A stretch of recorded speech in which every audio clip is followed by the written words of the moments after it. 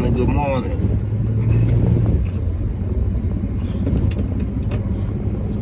On my way to work in a different state. Got up, did my prayers this morning. Drinking a little lemon ginger water. Need to stop smoking these cigarettes.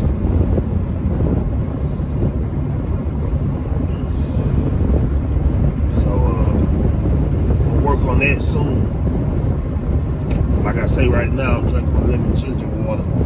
Headed to Alabama. I own my own cleaning business, so headed to clean some condos, make a little revenue. But my name is Bishop Johnson, and I'm doing this video for my YouTube page, and I'm an inspiring artist. I won awards. I've had some opportunities to get bigger, but this year I want to really build my Spotify catalog and my overall music catalog. So I hope that you're doing good this morning, and I want to talk about my life a little bit. I was born in 1983 at University Hospital in Pensacola, Florida. Some people probably don't know what Pensacola is. But it's the home of Roy Jones Jr., the greatest boxer ever lived.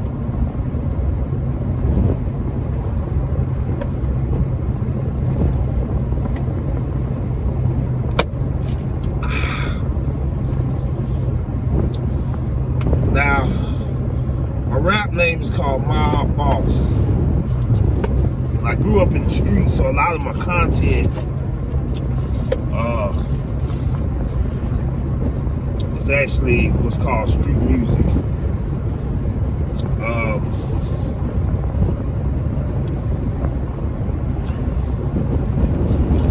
And you know, I rap about the things I seen in my environment, the things I grew up around. And you know, when I was born at University Hospital, my mother was actually locked up for shooting or murder. So she was doing her time while she was pregnant, and she was taken to the hospital, University Hospital, and my grandma came to get me. Okay, they flew her in the hospital, flew her in a helicopter to the hospital, and my grandmother came to get me. So, for some time, I was raised by my grandmother, and my mother was in prison. Now, at this time that I was raised by my grandmother, I was having a beautiful life. You know, I was a young man, and I went to school, and I was popular, and I was very loved, and like I said, I was having a good life. Good life that kids, you know, that a normal kid has. I was happy, and you know, we stayed with some of my uncles, them stayed there and things like this. And my mom gets out. So when my mom gets out of prison, now I have to live with her because my grandmother didn't, you know, she didn't feel like it was right to keep me from my mom. I was my mom's child. Now when I stayed with my grandmother, it was country where we stayed in a park called Lincoln Park. And we had hogs and we used to play outside, and snakes would be out there and things like that. And I used to take a bath in a witch's pot. My grandma would put fire under the pot, and I would actually get in the big black pot and take a bath and swim in it and take a bath. The water never got too hot to burn me or anything. And you know, I was a loved child. Now my mother got out. My mother had a little anger problems, and I had to go stay with her. And my life really changed for the worse. Now, I seen a lot of things as far as street stuff that my mom and my cousin and certain other people in my family had going on. Basically,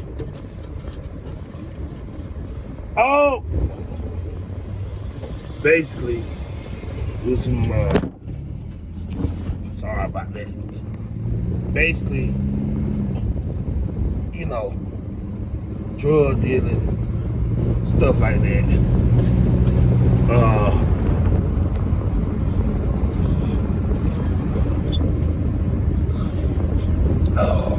Drug dealing and violence I've seen a lot of. Now, there were some things that went on between me and my mom where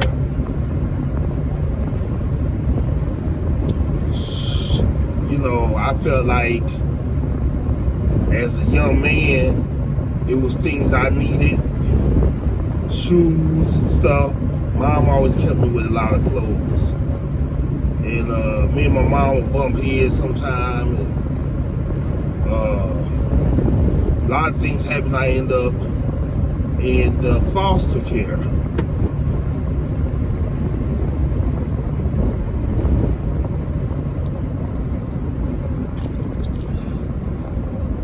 Now, in this foster care system,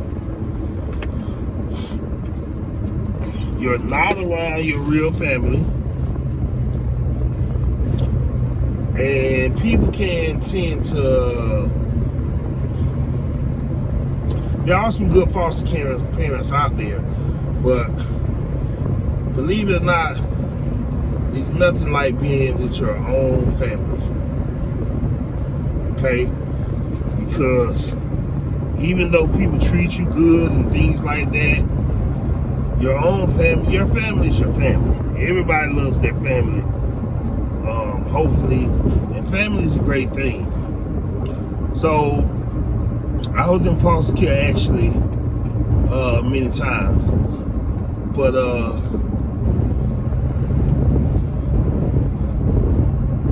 couple of times, my auntie, Phyllis Moore, will come get me out of foster care. And she had 2 children, two sons, actually had 3, but one was way older. She had 3 children, but 2 of them were my age and a little older. You know, we're the same age bracket. So I grew up with my cousins like they were my brothers. And you know, we really do look at each other like brothers. And even though Aunt Phyllis tried her best, we had seen so much, and basically we lived in poverty. We couldn't afford the things that a lot of young boys felt like they needed and wanted. So we got into the,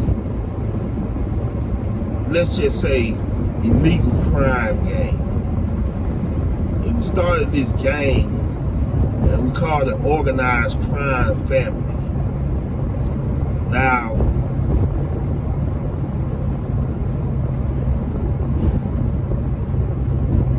by the time I was 12 and 13,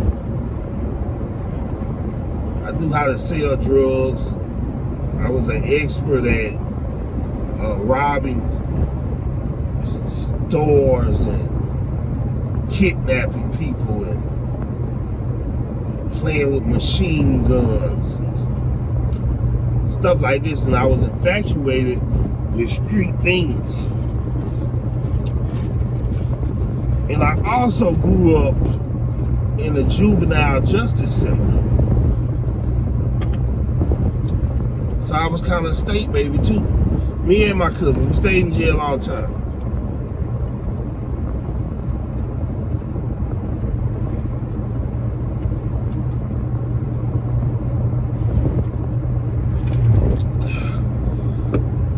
Yeah. We stayed in jail all the time.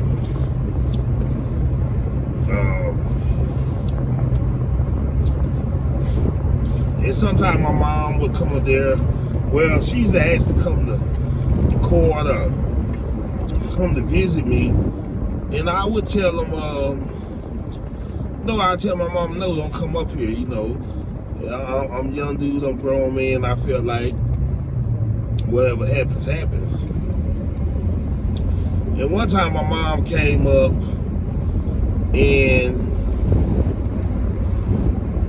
you know, she was basically asking me what kind of stuff was I into. And I was into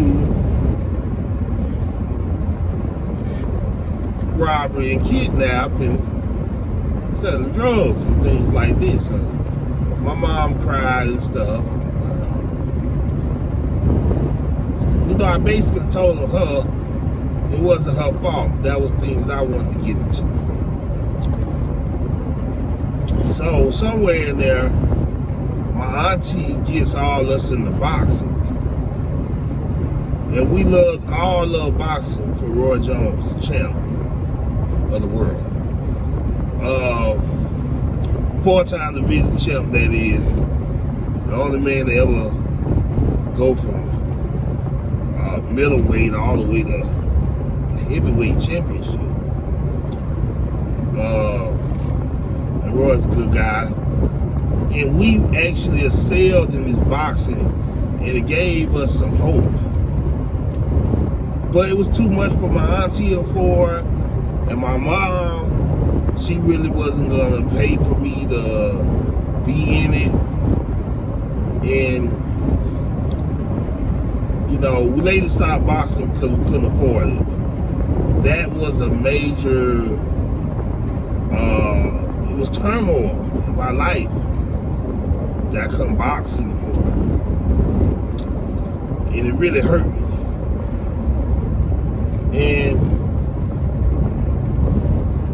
you know, because that boxing inspired us.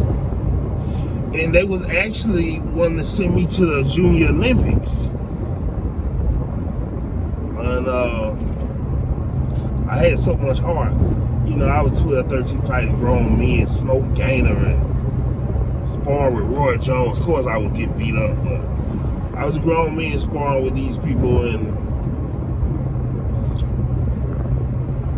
you know, I had a bright future in boxing. Maybe that was something that could have turned my life around. Anyway, when I get to a certain age, you know, I always loved my mom. You know, sometimes my auntie couldn't handle the financial stress or the stress of the 3 boys on her, because, you know, we were doing stuff and the police was coming and going all through her house and stuff, and she would send me back to foster care. And, you know, some of those foster care people was good to me. Especially one, where's Miss Morgan? She was a white lady. She taught me how embroidery. And in this embroidery, it's kind of like sewing designs and stuff, and quilts and stuff. And in this embroidery, I would like channel a lot of anger into it. And she would take us to these, me and her, we would dress up in these medieval clothes and go to places, and everybody was wearing medieval clothes, and we would stay for the weekend and stuff. And you know, it was fun, man. It was something I never forget. And Miss Morgan, she was a white lady, but she treated me good, man. And I remember the state gave her $25 to get me some clothes. So for like 2 weeks, I wore the same clothes, because you gotta think, $25 can't get you any clothes. So I had to wear the same clothes like 2 or 3 weeks. So Miss Morgan actually got mad and went and brought me some clothes herself, out of her own money. And you know, some of those people are in it for money, and some are just in it because they love people. And Miss Morgan was beautiful, and I think that she just loved people. She was a beautiful person. And but you know, I wanted to be back with my mom, so I went back, and then things happened, and went back into foster care. So later, I went to stay with a lady named Miss Lee. She was good, and she was good, older black lady. She was a very nice lady. Never forget her. Very good, loving lady. So, you know, I always still want to stay with my mom. I go back to stay with my mom, and we'll bump heads and things like that. So they sent me to stay with a man named Mr. Coley. Now, Mr. Coley had a house full of boys, and people would think that Mr. Coley was gay, but Mr. Coley wasn't. You know, he was just a strong black man. He owned a lot of properties, and I talked to some of these dudes today, and we all say that Mr. Coley was our father. And you know, Mr. Coley was a father to all of us, man, honestly. And so much so that, you know, we all still call this man Pops, and our father. He, you know, this man made an influence on our life. And Mr. Coley was about respect. You was gonna respect him. You was gonna respect yourself. If you needed clothes and stuff, Mr. Coley had money. You know, he didn't care about what foster care was giving him. Mr. Coley would take his own money and go buy you clothes and stuff. You know, nice clothes and Jordans and stuff like that. Like, you know, Mr. Coley had it. He had a lot of properties and stuff. And Mr. Coley was an artist. And you know, I could draw a little bit.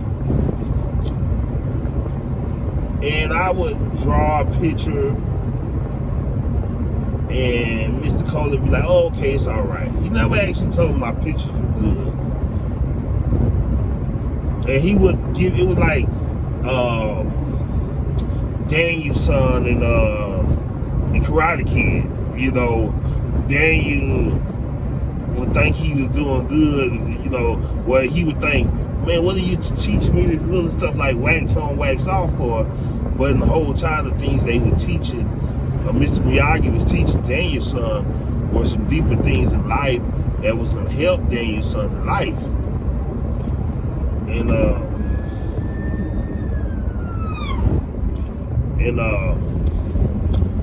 you know, Mr. Coley had me drawing this stuff that I felt like it didn't really mean nothing, and it wasn't nothing real. And he was also a drawer, a painter, very intelligent man.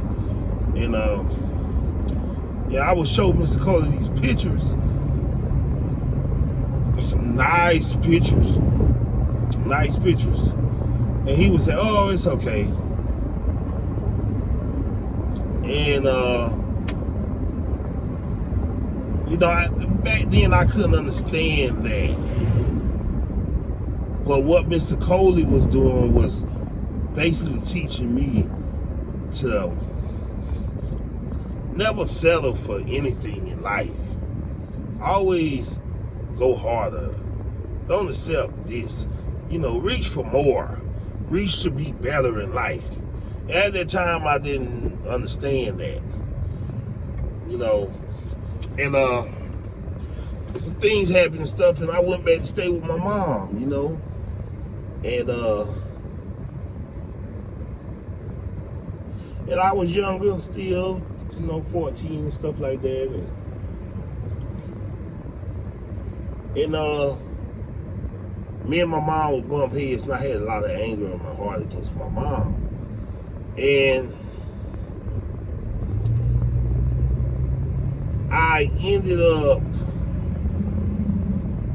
I was in school. My mom wanted me to go to school, but they didn't want to really buy me the Jordans and stuff. And stuff that I felt like the young guy needed, because that was what all the dudes had at school, and that was what, the girls liked you. And I had two sisters. They had a different dad. And my sisters actually, their dad was around, and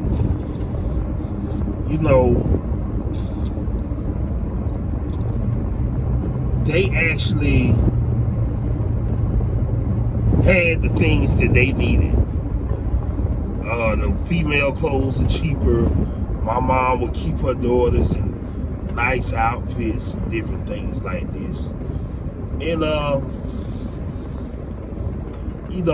they had what they needed.